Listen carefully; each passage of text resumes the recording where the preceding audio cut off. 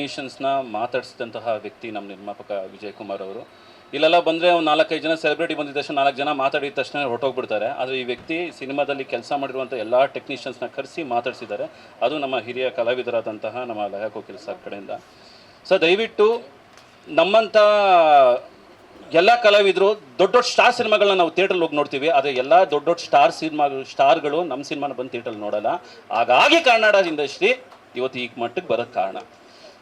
ಇವತ್ತಿನ ಕಾಲಘಟ್ಟದಲ್ಲಿ 200-300 ಸಿನಿಮಾಗಳು ಬರ್ತಾ ಇದೆ. ಆದರೆ ಎಷ್ಟು ಜನ ದೊಡ್ಡ ದೊಡ್ಡ ಸ್ಟಾರ್ಗಳು ಸಿನಿಮಾಗಳು ಥಿಯೇಟರ್ಗಳಲ್ಲಿ ಹೋಗಿ ನೋಡಿದ್ದಾರೆ ಗೊತ್ತಿಲ್ಲ. ಆದರೆ ಪ್ರತಿಯೊಂದು ಸಿನಿಮಾಗಳಿಂದ ಹಿಡಿದು ರೀಸೆಂಟಾಗಿ ಬಂದಿರೋ ಸಲಗಾಂದಾಗಲಿ, ಭೀಮಾ ಆಗಿರ್ಬೋದು, ಇಲ್ಲ KD ಸಿನಿಮಾ ಆಗಿರ್ಬೋದು, ಎಲ್ಲ ಸಿನಿಮಾಗಳು ನಾವು ಹೋಗಿ ನೋಡ್ತಾ ಇದ್ದೀವಿ. ಆದರೆ ನಾವು ಮಾಡ್ತಿರೋಂಥ ಸಿನಿಮಾಗಳು ಅಂಥ ಸ್ಟಾರ್ಗಳು ಬಂದು ನೋಡ್ತಾ ಇಲ್ಲ.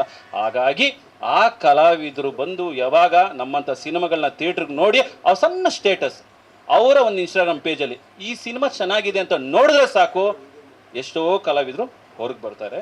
ದಯವಿಟ್ಟು ಒಂದು ನಿರ್ಮಾಪಕ ಸೋತರೆ ಆ ಕನ್ನಡ ಇಂಡಸ್ಟ್ರಿ ಸೋತಂಗೆ. ಒಬ್ಬ ಕಲಾವಿದರು ಇಂಥ ನಮ್ಮ ಲಯ ಕೋಕಿಲ ಸರ್ ಅಂತ ಸುಮಾರು ಕಲಾವಿದರು ನಮ್ಮೆಲ್ಲರನ್ನೂ ಸಪೋರ್ಟ್ ಮಾಡ್ತಾ ಇದ್ದಾರೆ. ದಯವಿಟ್ಟು ಇವತ್ತು ಆ ಹುಡುಗ ಮಾತಾಡ್ದ, ಆ್ಯಕ್ಚುಲಿ ಏನಂದರೆ ಈ ಇತ್ತೀಚೆದಲ್ಲಿ 2 ಸಿನಿಮಾ ಯಾವುದು ಹಿಟ್ ಆಗಿದೆ ತೋರಿಸಿ ಅಂತ. ಹಂಗೆಲ್ಲ ಮಾತಾಡೋದು ತಪ್ಪು ಮಗನೇ, ಹೇಳ್ತಾ ಇದ್ದೀನಿ ಕೇಳು.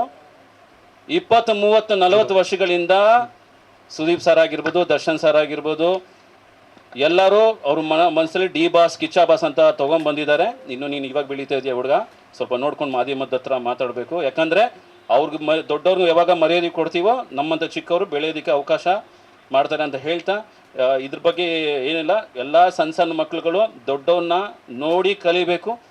ಆ ಕಲಿತು ದೊಡ್ಡವರಾಗಬೇಕಂತ ನಾನು ಹೇಳೋಕ್ಕೆ ಇಷ್ಟಪಡ್ತೀನಿ.